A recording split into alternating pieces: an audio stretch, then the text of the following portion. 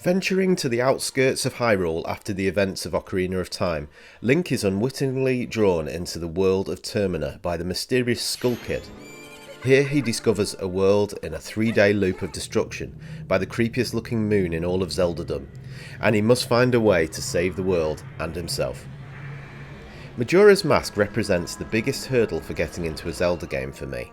I found it utterly unplayable for the first hour or so of gameplay, and deeply unpleasant in its overbearing feeling of dread and anxiety. I tend to play Zelda as a way to relax after a tough day of work, so to be introduced to a game in which the time is always ticking down and when there are schedules and deadlines to meet is far less enjoyable an experience for me. This game is utterly brutal and unforgiving throughout.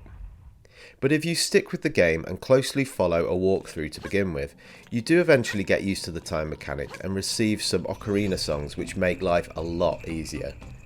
But it's still a shame that you lose the time to fully explore all the fantastic regions of the game because of the time pressures. Considering it was developed in just 1 year, using much of the same programming as Ocarina, Majora's Mask is incredibly inventive and unique in feel, and probably the most atmospheric and suspenseful of all the Zelda games. I loved the art style, the fascinating story, and the super creepy aesthetic. The temples, although few in number, are easily the most memorable and distinctive of any Zelda game for me. The ability to play as different species with special powers and quirks is the real selling point for Majora's Mask, and I know in particular I'll miss playing as Goron Link in whatever game I play next. Majora's Mask is a real grower that rewards your initial struggle.